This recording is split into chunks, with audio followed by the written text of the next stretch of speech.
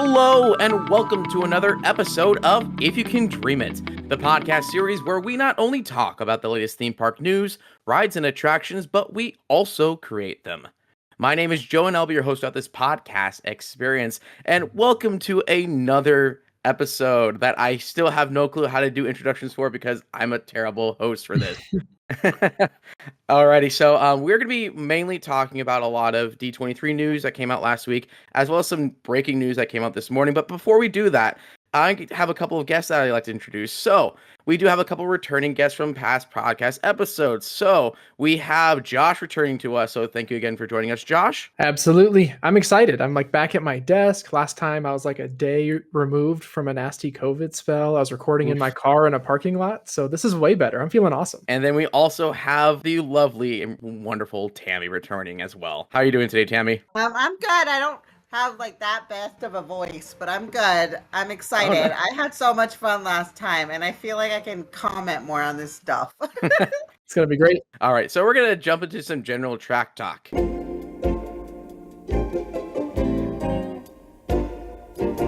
Alrighty, so Josh, we have some actually breaking news for this podcast, which is the first because we are way behind in the curve normally when it comes to actually talking about news. So Josh, what got recently announced today? Yeah, this is awesome. A day of recording today. The Universal Helios Grand Hotel got a new info dump, all kinds of new info about the different room classes, about the different restaurants they're going to have, and some kind of interesting, sort of controversial info about the perks that they're going to offer at Helios as well. So just a quick rundown.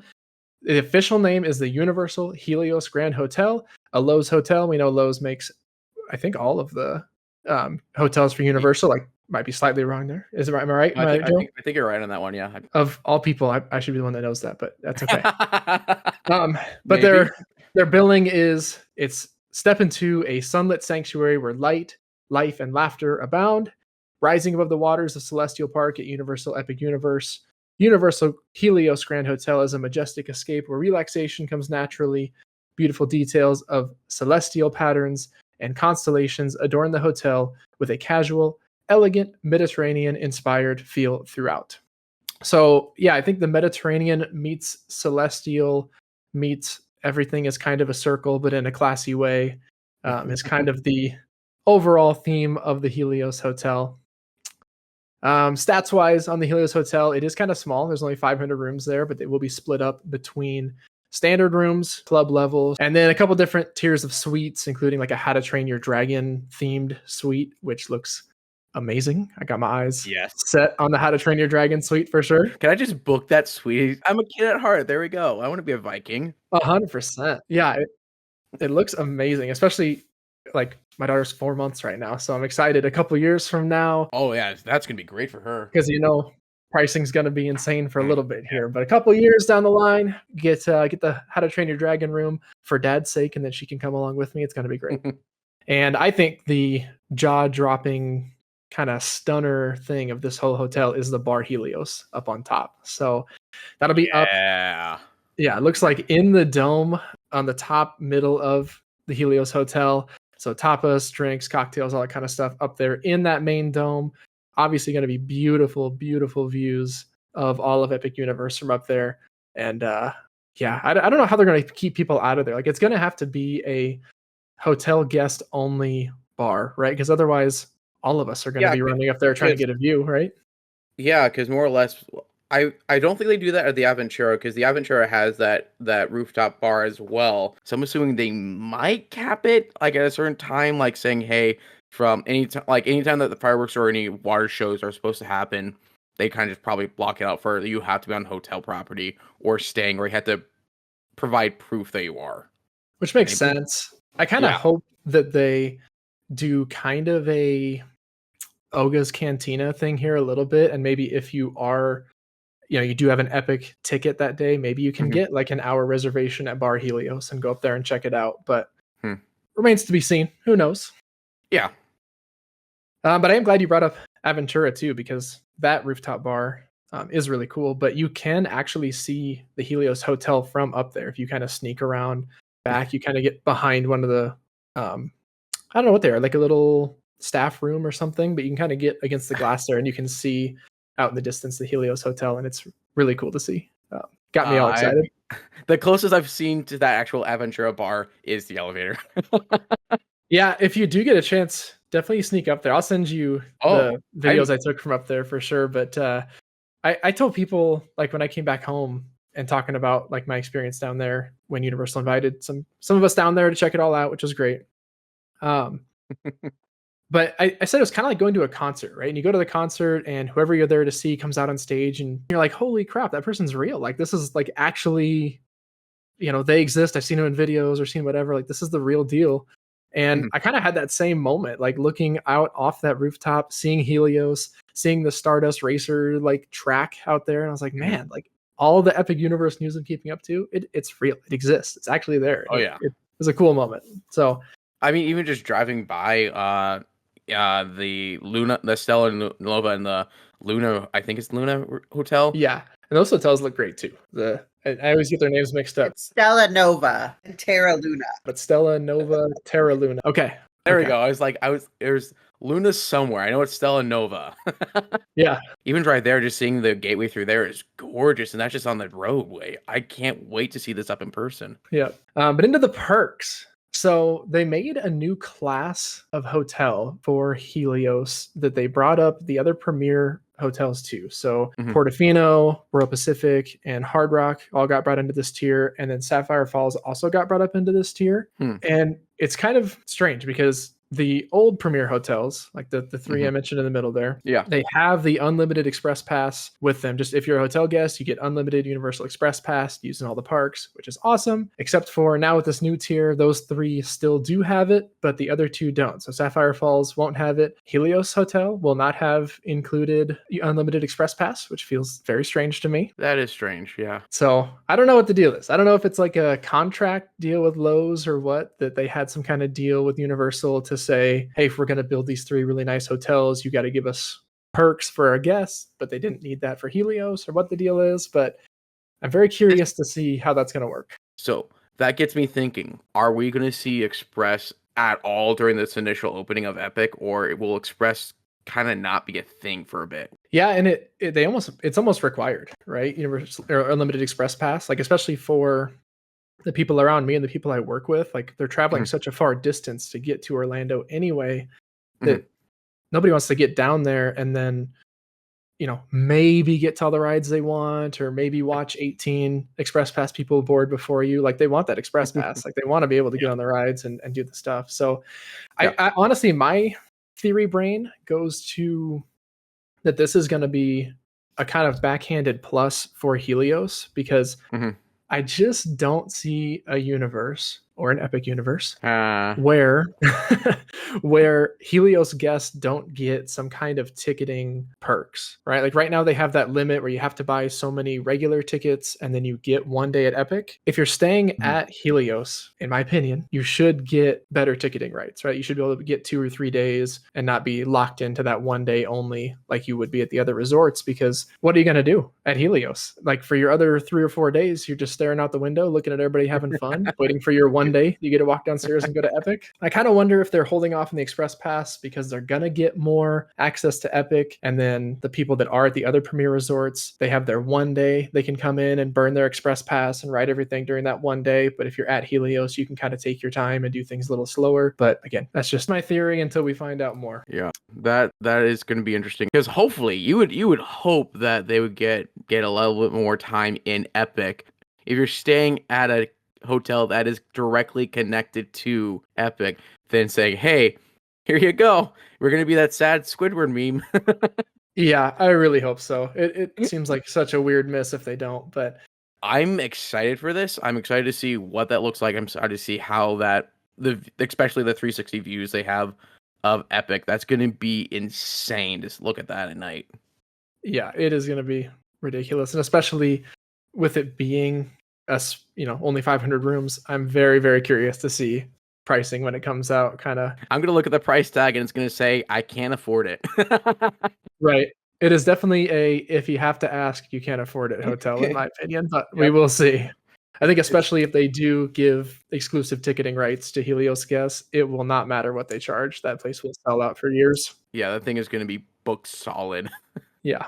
So, yeah, we'll just have to kind of wait and see. Pricing, booking, availability, all that's just kind of up in the air right now. But it was kind of a fun info dump today with their little CG fly through of everything. And I don't know, I'm a resorts guy. I love checking out all the resorts at Disney, Universal, all that stuff. So, got me excited. I was just because I was at work when all of this came out, so I was like, and we have a no phone policy, so I'm like, I can't look at anything. I was looking at it. It's interesting. I was thinking about you a little bit earlier, Tammy, when I was going through the updates and the themed rooms. So we got the How to Train Your Dragon suites here.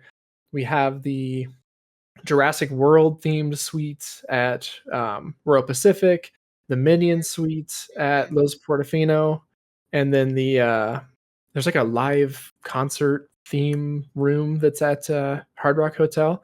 As my resident parent here, what's getting the kids going? What's the most sought after suite? But like, I'm excited about the How to Train Your Dragon stuff because I really enjoyed that. But the Minions are always gonna be like the hit with kids and adults. If your kid's a really big dinosaur fan, then of course the Jurassic Park is gonna be fun for them. But my son was never into the dinosaur thing. Like he was like the superhero kid. Yeah, this all sounds great, and you caught me off guard with the Jurassic World, like Jurassic Park. Like, what? Where's this? I need to know. Can I book for self? Asking for friend. Oh, have you seen them? No, I have not. Like, oh my gosh, I knew about the Minions one, but I didn't know about the Jurassic Park one. That's just awesome. Yeah, the kids' beds are like the little gyrosphere. Okay, you just sleep in a little gyrosphere. Dang it! I wish I was a kid, but still had access to my grown-up money. Right? Yeah, they're really cool. That sounds so cool. All right. Now, the next thing that we're going to be covering is going to be D23. So D23 happened about 2 weeks ago now. A lot of information has been still steadily coming out after the convention and stuff because there's some things that needed clarification or weren't announced because general audience reaction. Now, there's a little bit of controversy with this D23 in particular is because literally all the giant panels like the entertainment panel, the parks panel, Disney Legends, all those were kind of price gated. So you had to pay a specific price on top of your already paid price to actually attend the convention itself. A lot of things were announced. We're not going to be really talking about the entertainment or the Disney Legends panel. What we are going to be talking about is the parks panel.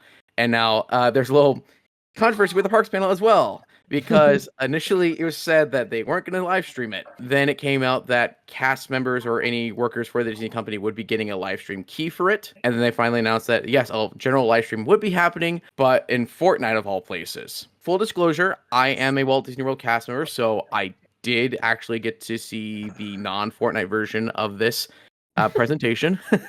So, but I was not allowed to share it. Like literally, I looked on it and I had watermarks of my name all over the screen. Even if I wanted to share it, you just see Joe Lozano, Joe Lozano, Joe Lozano. I'm curious because I don't know. Did any of you guys watch it through Fortnite?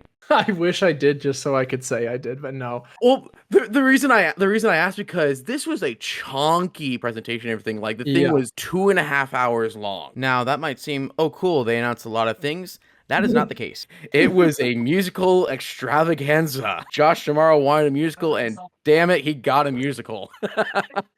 Like, yeah, D23, the musical edition, for sure.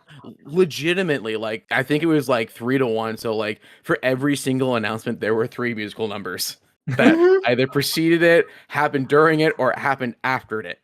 It was wild. But The Rock was there. How can you complain? No, he wasn't. Not in the parks panel. Oh, he was in the... Wasn't like Skylar Astin and Ben Platt there or something?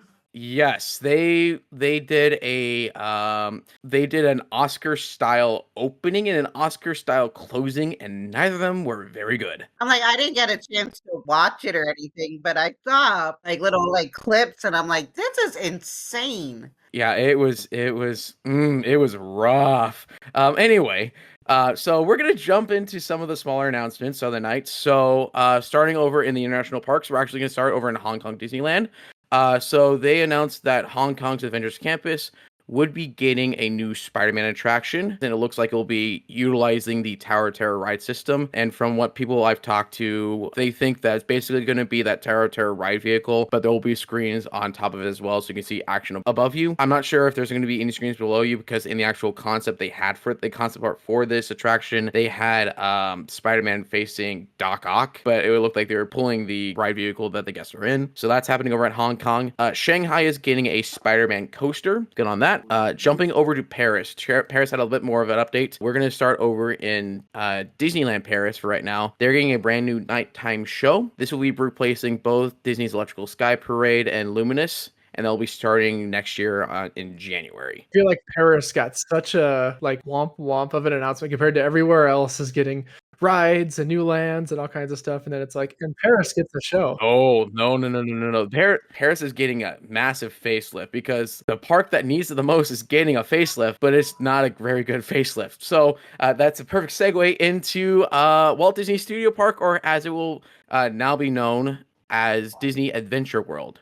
So the first world that's been in development for a while, we got more updates on the World of Frozen, which will be coming to the park in 2026, which will also, when the name change from Walt Disney Studios Parks becomes official to Disney Adventure World.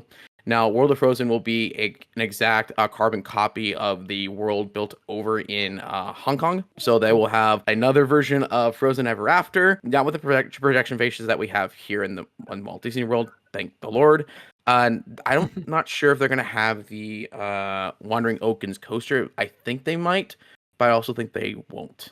So that'll be coming to Adventure World. They will also be getting a Lion King land over there. So this will, and as well as the first ever Lion King attraction. So this Lion King attraction will be a log flume ride similar to Tiana's Bayou Adventure, or Splash Mountain if you are still living in Tokyo Disneyland. And this will be based around the 94 film. However, for some weird reason, the concept art they showed, and they actually clarified this in the actual presentation itself, was more for the live animation version of it than it was the 1994. But they said this new Lion King attraction as well as land will be based solely around that 1994 Lion King movie. So yay, that works. It sounds cool. I'm a log flume guy. I love Splash Mountain. I'm gonna love Tiana's, but we'll see. It sounds cool, but it's a weird addition. I know that people have been asking for a Lion King ride, and when people ask for a Lion King ride, log flume is not one of the things I think of. If anything, I think a coaster and the Elephant Graveyard. Yeah, I get that. Maybe like because when I think of logs and Lion King, I think of like Timon and Pumbaa picking grubs off logs, you know? Yeah, so unless they're playing Hakuna Matata the entire ride, which part of me hopes they really don't, that'd be worse in Small World. I mean, that's guaranteed to be their zippity doodah, right? Like the big. Oh yeah, that's gonna be their zippity doodah. Yeah. Final room is gonna be Hakuna Matata for sure. Like, I love The Lion King. It's one of my favorite movies ever. But when they announced it, I'm like, oh gosh, I hope the little splashdown isn't when through all the buffaloes are running through the little tree thing. I was like, that was like the little like. You're saving Mufasa. Yeah. That's not where the splash is gonna happen. Oh that's gosh. sad. But it's just like, I don't know how they're gonna do it. Like I really enjoyed the Yana upgrade to Splash Mountain, because I finally went on it the other day. Oh no, I loved it. I absolutely adore the Tiana Bayou Adventure. But I don't know how they're gonna turn the Lion King into a Splash Mountain ride. Like, I would like think it more of like an Omnimover kind of show kind of ride. So it'll be interesting to see how they do it. But yeah, it is going to be interesting to see how they do Lion King over there. Because along with the land itself, there's going to be a couple of dining locations in one singular shop, because Lion King will just be that log flume ride will be the sole attraction for that area. And then the last thing for Disney Adventure World is they're opening Adventure Bay. So that's going to be where their nighttime shows will appear now. They actually have a new one coming along with that, and it'll be World of Color 2.0 or Luminous over here kind of vibes for that one. So okay, so I was wrong. Paris is getting some stuff. Yeah, Paris is getting some stuff. The thing that got shafted, I'm surprised they didn't bring it up, was Tokyo Disneyland, because they didn't talk anything about Fantasy Springs. They didn't even mention it. They didn't even mention what's going to be what Space Mountain's going to look like, because that recently closed, or even the Wreck-It Ralph attraction that's going there. And I do have to ask, while we're talking all these new Paris things, Frozen coming over there. In your cast member opinion, why the heck have we not changed the Epcot one yet? Easy money. I guess, but Also, they're not going to bring it down an attraction because Frozen is a hugely popular attraction, yeah, even with those god awful rear face protections. But it's such a popular attraction because right now they're already filling it with Test Track being down. Like there's not a lot to do in Epcot, so sure. you are putting a lot of stress over on Ratatouille, Frozen, Guardians, and of all things, Mission Space. I was just gonna say, point everybody to Mission Space. Why I not? like that ride. Hopefully with World of Frozen opening in 2026, they will update our Frozen Ever After over in Epcot to those normal animatronics instead of the rear projection faces. They already have it, like you said. So hopefully, near future, we'll get an update to those normal animatronics. All right. Speaking of boats and water, so we're going to be jumping over to Disneyland Resort, the OG. So Disneyland has a couple of things here and there. So we got the opening date for Tiana's Bayou Adventure down there. So that'll be opening on November 15th. And along with that, Critter Country will be renamed to Bayou Country. That's an awesome change. This one is going to be a little, I don't know how you guys are going to feel about this. We are getting a brand new show over where Great Moments of Mr. Lincoln is, and that is Walt Disney, A Magical Life. And with this new show, we are getting the first ever Walt Disney audio animatronic. So the show will be taking place in Walt's office. Not much details have been said otherwise, but the one thing that was kind of clarified at the very end of this, so when the show opens, that'll be the only show that plays, but once the show finishes its initial run, which however long that is, it'll be played in rotation with Great Moments with Mr. Lincoln. Yeah, I mean, I like the rotation, right? They kind of keep it fresh with those animatronic shows. It's kind of a fun idea, I think. And I don't know. I know there's some controversy with having the Walt animatronic in there, and I think somebody from his family or from his estate or something was kind of upset about it too. Yeah, there's everything on one side of the family is just not happy with this, and I'm a little weirded out by it too. It's a cool animatronic, but this is kind of teetering on the edge of deification of Walt. And I guess Walt has statues all over the park, so he has the partner statues and everything, and even the Drew River Point statue. But this is kind of taking that idolization of Walt to a whole new level. That being said, one thing that I'm betting is going to happen is that they're going to be using the AI voice synthesizer voice they made for Walt for the Disney 100 museum exhibit that's been traveling across the country and stuff. I can bet you they're going to be using that tech for that. Yeah, for sure. And I mean, I get the deific. Gosh, you have bigger words than me, but the deification. There we go. There we go. I get that argument, but at the same time, every single park we're talking about is named after the guy. You know what I mean? Like he's already ascended the mortal plane in a way. True, and he's right. just the over glorification of this guy. I've seen folks crying in tears, and we're not talking like older folks that might have like seen Walt. I'm talking about like adults my age and younger just bawling and just like, oh Walt, I wish you were here to see this wondrous park and everything. I feel this is going to be the same thing for this show.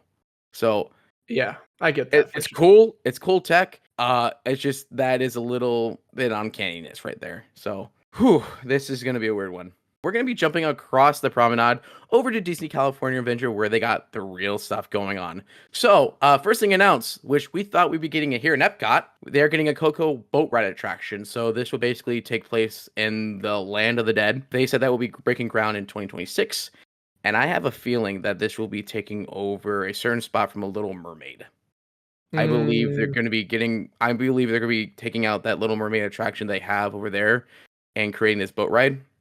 Especially because some people think it's going to be more or less shorter than, or at least a similar length to what Grand Fiesta Tour with the Three Caballeros is over in here at Epcot. Because I believe that's going to be the next thing that this will be taking over. Yep. And I mean, that's been rumored forever, right? Like, it's been rumored. Have it come into Epcot, but yeah, it would make sense if you're going to stick it in DCA that's kind of the spot. Well, because the thing is, and a lot of people, and I'll get a lot of heat from this, is that is a popular attraction, but it doesn't have any longer wait time than like 5 minutes, and that is such a large building for an attraction. So I could totally see them gutting it, putting in this water ride, and testing it out before taking it over here to the Mexican Pavilion. I'm with you, and I'll be the one that says it. I ain't that sad about it. It seems pretty cool. I'm all in for a Coco ride. I'll replace Little Mermaid with Coco. That is the ride that I'm kind of blue sky thinking that is going to be replaced with Coco. Either that, or they're going to use this for the Disneyland Forward project that's been like approved by Anaheim and everything. But it's hard to tell because I don't think this is worthy enough to push out there. So I think they're going to play it safe with that one. But one thing that may be pushing into that Disneyland Forward project, and I think it was the main like key thing of getting it approved, was DCA is getting their own Avatar land for it. So this land will be based on Avatar: The Way of Water, as well as Avatar: Ash and Fire and Beyond. The land right now will have the e-ticket will be a plussed-up Navi River adventure, and it looks like it will be using the Pirates of the Caribbean Shanghai ride system. And I am so happy about that. Yeah, absolutely. I mean, Avatar, that whole universe and Pandora is just like visual stimulation, the movie, right? Like it's just there for plants and animals and the rivers and all kinds of stuff. And so having that cooler ride vehicle, having modern, I'm sure there's going to be a bunch of screens like there is in Navi River Journey, but having like the modern screens mixed with a little bit of practical effects and practical, what are we looking for? Animatronics. There we go. Jeez. Yeah. No worries. I mean, I feel like Navi River Journey already marries the two pretty well together. And so taking the lessons they learned there and then like plussing that up with the new ride system and everything, it's going to be very cool. All right. Sticking with DCA, we're heading over to Avengers Campus. So the Avengers e-ticket attraction that has been long promised since that land opened in 2021 and was supposed to open in 2020 before things happened, has finally been announced. And it's got a name called Avengers Infinity Defense. So basically, guests will team up with the Avengers to save the multiverse from the greatest threat, King Thanos. So this ride will be using the ride system and the ride vehicles from Peter Pan's Neverland Adventure over at Tokyo Disney Sea. So that's the new one. So it will be a mixture of practical sets, some video screens, and then what I didn't realize for this one is going to happen will be generative media. So every single ride that you do will be a different version of it. Not like Star Tours. We're not talking like it'll be a different sequence, but like the person that will be fighting each other will be different, all the way leading up to that King Thanos. So that is really cool. So I'm happy about that. After that we're getting another ride with that as well. We are also getting Stark Flight Labs. So this will be a Kuka arm ride where guests will be sitting in a 2-person pod. That'll be picked up by Kuka arms and will simulate heroes in flight. There will be 3 heroes that you can randomly get selected, and each of the sequence will be randomized. And the cool thing, or I don't know if it's really cool or not, is that both of these attractions will feature the voice of Robert Downey Jr. So this is the first time that RDJ has actually provided the voice for Tony Stark at any of the Avengers attractions. It's cool, though. What do you guys think? It's cool, and I really like the little concept art they put out for Flight Lab. It looks like the Kuka arm's just going to be out in the open, like on Forbidden Journey, it's obviously hidden away. You don't really ever see the arms unless you're really trying to look for them.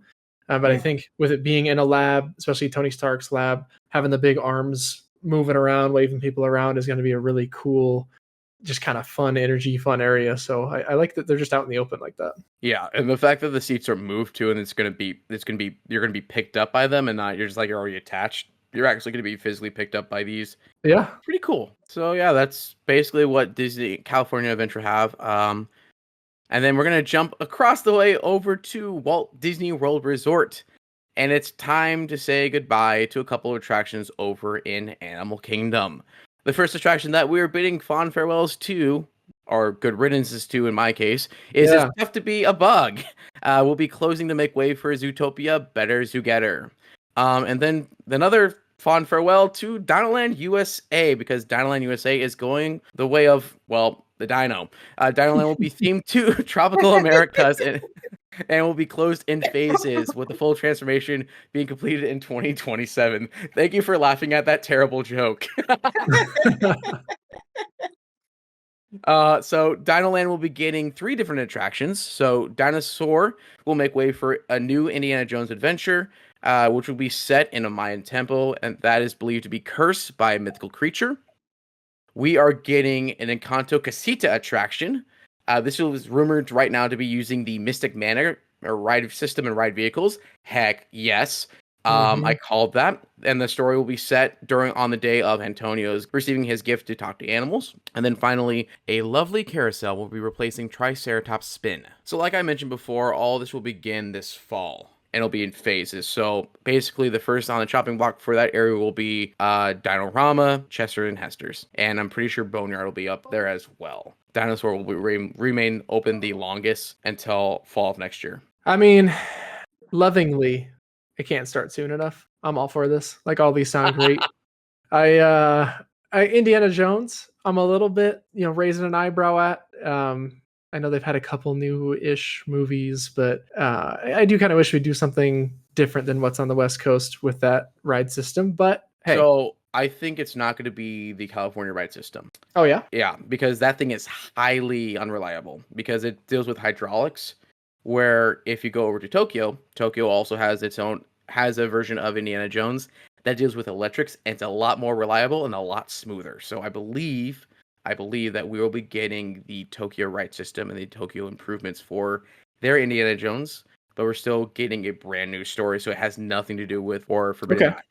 Yeah. Okay. Brand new story is good then. I mean, that's kind of my thing. Is I hate when we just like copy things coast to coast, right? So at least make it a little different. All for it. Mm-hmm. I'm excited about it. Like, most of the time when we go to Animal Kingdom, we kind of, like, even though my kid loves the barnyard or the boneyard play area, we don't really spend a lot of time in Dino Land. That's because you guys are smart. Well, we used to spend more time because I, maybe unpopularly, loved Primeval Whirl. Like, that was one of my favorite rides, and we would always go on it. But when that closed down, I'm like, okay, now we just don't go there anymore. So it doesn't, and like, I'm terrified of the dinosaur ride. Like, I don't know why. Like, I've been on it a couple times, but I still close my eyes on it. So it's like, it's not going to be something I'm going to miss. Yeah. Yeah, I'm not sad to see either dinosaur or Tough to Be About go. Good riddance to both. Those are terrible attractions. All right, jumping from Animal Kingdom over to Magic Kingdom. We are saying goodbye to the Rivers of America and also to Tom Sawyer Island. And this, the announcement of Tom Sawyer Island and Rivers of America closing was set after the actual presentation conference, because this was not said went in there because apparently, according to insider reports, they feel that Josh D'Amaro would have been booed off the stage. So the reason why they said that the Rivers of America and Tom Sawyer Island are closing is because they're making way for Lightning McQueen and Mater. So we are getting 2 Cars attractions in Frontierland. One of them will be off-road rally kind of type racer. So I don't know if that's going to be more like Autopia based or Fast Track. I don't know. They have that off-road rally, and then there's one other attraction they didn't really talk about. So how do you guys feel about Cars coming into Frontierland? I know this ain't the most popular opinion online right now, but I am in the same boat as Dino Land. Like, get the shovels, let's go. Let's get it started. Bye-bye. Yeah. I'm the similar way because I would love to keep the Rivers of America. Tom Sawyer Island, no one goes there. I know a lot of people are saying, save Tom Sawyer. I'm like, you are never there. It is the most desolate spot in the entire park. Literally, you have to wait for the actual river boats to get you there. It closes at a certain time, but no one goes there. Yeah. Tammy, you might have a different take on it too with kids, but I mean, it's even people with kids. There's not a lot of kids running around out there. It's just empty. Actually, my kid loves Tom Sawyer's Island. Like, oh no. He thinks Fort Langhorne is the best thing ever. Like, with the guns and all that stuff. And he's kind of sad about it. And we have kind of like funny family memories from Tom Sawyer's Island. And yeah, we're gonna miss it. But it's like you said, no one really goes over there. And I think once like Cars Land is built, I might not miss it so much. I'll be like, oh, okay, if the ride is cool and the area is cool, then I'm like, I'm not going to miss it so much. I'll be like, okay, whatever. And maybe you guys can tell me, but like, I've been going to Disney like my whole life, right? Before I can remember. And now I come down there a couple times a year, run the marathon, do all that stuff. I have never in my life that I can remember ridden that riverboat. What am I missing?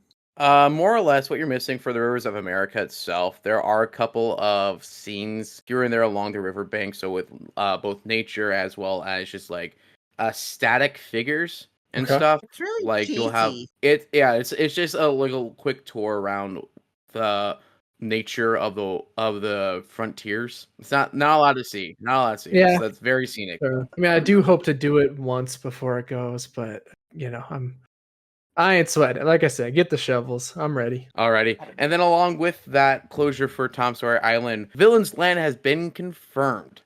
So a lot of people are very excited about Villain's Land's coming. So Villain's Land will have 2 attractions, 1 dining spot, and a couple shops. The announcement was okay. I'm gonna get some flack with this. I really don't care about Disney villains all that much. And what? I know I don't care about I don't care about Disney villains all that much. Of my 2 favorite Disney villains of all time that just don't get enough love are Mother Gothel and Yzma. They are just the best because of how sarcastic they are. But on other villains besides Maleficent, I don't really care. I really don't. So this will kind of be like a meh for me. It's so hard to put all these villains together and make a cohesive story, especially for attractions too. The best way I can describe this land for someone who doesn't really follow the Disney villain trend is think of Hot Topic the land. Hey, as a former Hot Topic kid, I am all in, man. I'm all for this Villain's Land. I've been like zooming in around the concept art they put up and all kinds of stuff, trying to see what's going on out here. So very excited. I'm the opposite. I'm the yin to your yang right now, Joe. I'm all for the Villain's Land. And that's the point. That's the point. Like personally, I don't care about it. I'll still go see it because it looks like right now for the concept art they will have like a thorn coaster, so you might be running away from Maleficent as a dragon. That's the only thing I can think of. The other thing might be a dark ride attraction, but again, it's so hard to really put all those characters together and actually make it a cohesive story out of that. But yeah, I see that same thorny coaster thing you're talking about too, and I'm kind of like holding my breath. Like, will we get a Disney wooden coaster, like a modern woody coaster from Disney back there? It's all thorny and stuff. I feel like it'd be really cool. Would Disney do a wood coaster? That's the thing. Like, I'm trying to think if they would ever do a wooden coaster. I don't know, but the thorny one seems like the time to do it if they would. And like, yeah, or at least do it something similar to what Crush Coaster is, and have it be a mixture of a coaster building and then that show dark ride elements stuff. Ooh, yeah. We're just doing a lot of blue sky pitches during this one. Right. I mean, that's kind of all it is, right? It's just like one picture and that's all we have to go off of. That's all you get, yeah. So yeah, Villain's Land is coming. That's cool. Tammy, you don't have anything to say on Villain's Land, do you? I'm not a villains person. So I'm not alone. No, you're not. No, I'm outnumbered. Like, I don't know. It's just not my thing, I guess. This is how villains get made, guys. This is your origin story? Yeah. So the next thing that we are getting is a brand new nighttime parade starting in summer of 2025.